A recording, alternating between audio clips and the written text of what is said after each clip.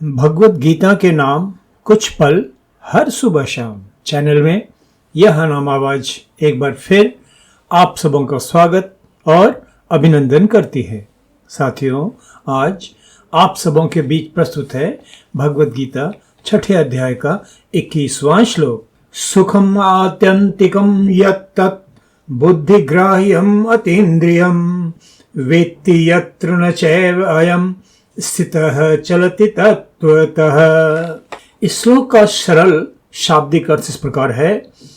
योग की उस इंद्रियातीत सूक्ष्म बुद्धि द्वारा ग्राह्य दिव्य आनंदमय समाधि अवस्था जिसे प्राप्त कर मनुष्य असीम परमानंद की अनुभूति में निमग्न हो जाता है, उसमें स्थित होकर मनुष्य कभी शाश्वत सत्य अर्थात परमात्मा से विचलित नहीं होता है। साथियों, योगेश्वर श्री कृष्ण ने योग की उच्चतम अवस्था को प्राप्त कर समाधि की उदात्त स्थिति में स्थित हो जाने पर योगी को परमात्मा साक्षात्कार की जो दिव्य परमानंदमय अनुभूति प्राप्त होती है, इसका सटीक वर्णन अर्जुन के लिए किया है ताकि योग में उसका विश्वास दृढ़ तथा अविचल हो जाए। योग की प्रारंभिक अवस्था में परमात्मा से योग की स्थिति में प्राप्त होने वाले परमानंद का तो केवल बौद्धिक ज्ञान ही होता है, उसकी प्रत्यक्ष अनुभूति नहीं होती। किंतु जब योगी साधना के द्वारा क्रमशः ध्यान की उच्चतर स्थिति प्राप्त करने लगता है तो उसे इस दिव्य परमानंद की झलक प्राप्त होने लगती है, जिससे योग के प्रति उसका विश्वास दृढ़ से दृढ़तर होने लगता है।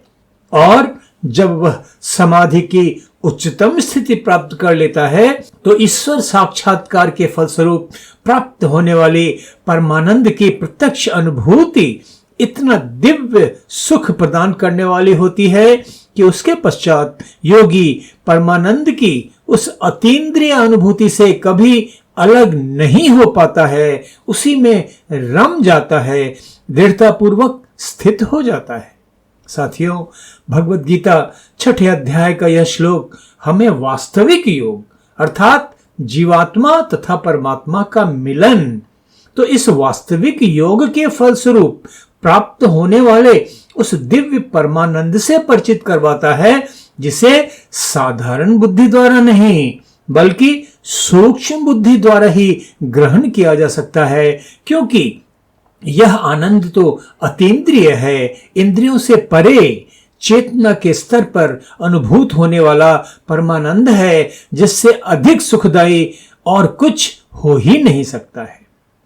योगेश्वर श्री कृष्ण ने इस श्लोक में योग की चरम स्थिति पा लेने पर प्राप्त होने वाली आनंद की अनुभूति को आत्यंतिकम सुखम कहकर अभिव्यक्त किया है। साथियों, आसन्न युद्ध की विभीषिका में अपने कुटुंबजनों के वियोग की संभावना से शोकाकुल अर्जुन को योगेश्वर श्री कृष्ण योग की उस उच्चतम अवस्था से परिचित करवा रहे हैं, जिसमें स्थित हो जाने पर प्राप्त होने वाले अनंत आनंद रूपी सुख से बड़ा सुख इस संसार में नहीं। साथियों, श्री कृष्ण ने भगवत गीता में पहले ही कहा था कि मात्रा स्पर्शास्तु कौन्तेय शीत उष्ण सुख दुखदा आगम पाइनः अनित्याः तान तितिक्षुषु भारत।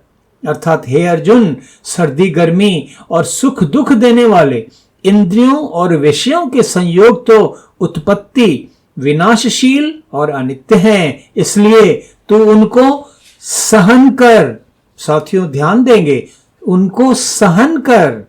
और इसके बाद योगेश्वर श्री कृष्ण ने अर्जुन को समझाया था कि यं हि न व्यथयन्ति एते पुरुषम पुरुषर्षभ सम दुख सुखम धीरम स अमृताय कल्पते। हे पुरुष श्रेष्ठ, दुख सुख को समान समझने वाले जिस धीर पुरुष को ये इंद्रिय तथा विषयों के संयोग व्याकुल नहीं करते, वही मोक्ष के योग्य होता है। तो साथियों, योग साधना की प्रारंभिक अवस्था में योग साधक की चेतना क्रमशः भौतिक सुखों की आसक्ति से विरक्त असंग होना आरंभ कर देती है।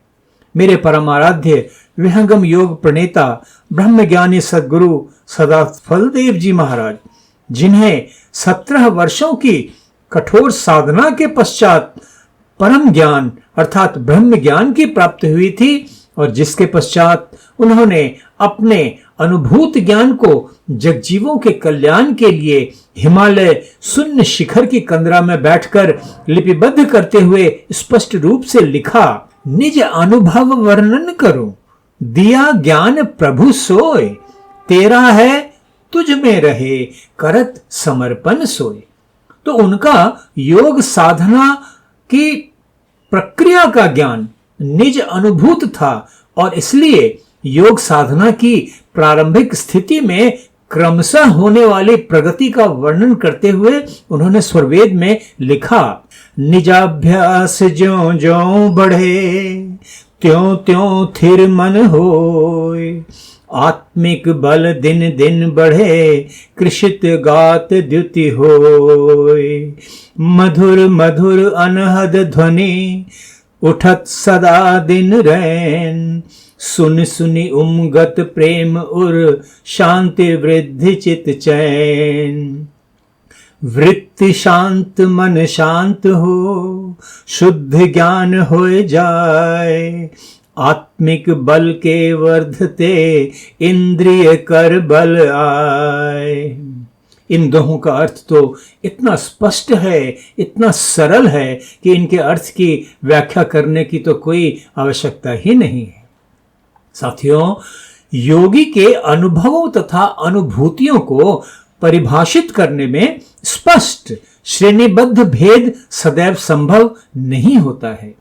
योग की प्रारंभिक स्थिति से लेकर उच्च तथा उच्चतम अवस्था प्राप्त करने के क्रम में ध्यान की गहराई तथा गुणवत्ता के आधार पर योगियों के अनुभव अलग अलग हो सकते हैं, किंतु योग की चरम अवस्था अर्थात जीवात्मा तथा परमात्मा के मिलन की उच्चतम स्थिति प्राप्त हो जाने पर योगी की चेतना स्थायी रूप से परमात्मा की विराट चेतना में स्थापित हो जाती है, जिसे अध्यात्म की भाषा में निर्विकल्प या असंप्रज्ञात समाधि अवस्था कहा जाता है।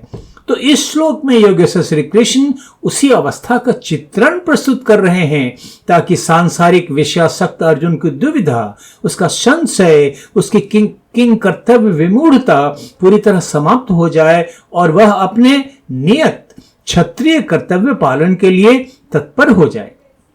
तो योग की इस उच्चतम अवस्था के इस प्रकार स्पष्ट चित्रण का उद्देश्य अर्जुन को योग के समभाव की स्थिति में दृढ़ता पूर्वक स्थापित होने की प्रेरणा प्रदान करना है।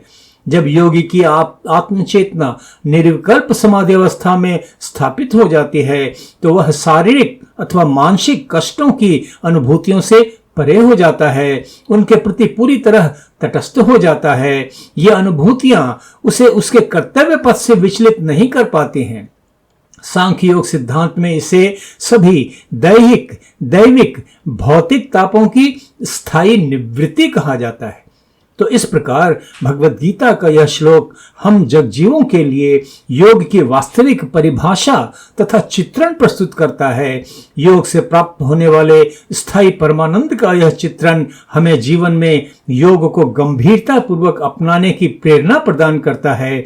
भगवद गीता 2 अध्याय के पहले श्लोक को याद कीजिए, जिसमें संजय विषादग्रस्त अर्जुन की स्थिति का वर्णन करते हुए कहता है, तं तथा कृपयाविष्टम अश्रुपूर्णा कुलेक्षणम विषीदंतम इदम वाक्यम उवाच मधुसूदनः। अर्थात करुणा से व्याप्त आंसुओं से भरे व्याकुल नेत्रों वाले शोकाकुल अर्जुन के प्रति भगवान मधुसूदन ने ये वचन कहे। तो विभिन्न प्रकार के सांसारिक प्रपंचों में उलझे हम जगजीवों की वास्तविक स्थिति क्या इसी प्रकार की नहीं है? तो अर्जुन को इस मानसिक स्थिति से उबारने के लिए योगेश्वर श्री कृष्ण द्वारा भगवद गीता में उपदेशित यह ब्रह्म ज्ञान लाभकारी प्रमाणित हुआ। ठीक इसी प्रकार यह विमल ज्ञान हम जगजीवों के जीवन की गुणवत्ता को सुधार कर हमारे लिए परम कल्याणकारी हो सकता है, बशर्ते हम इसके महत्व को भली भांति समझें तथा इसे जीवन में अपनाएं। तो आज बस इतना ही। भगवद गीता छठे अध्याय के अगले श्लोक के अर्थ तथा व्याख्या के साथ शीघ्र ही फिर आप सबों के बीच उपस्थित होऊंगा। तब तक आप सबों की सुख, शांति, समृद्धि के लिए अशेष मंगल कामनाएं। धन्यवाद। नमस्कार।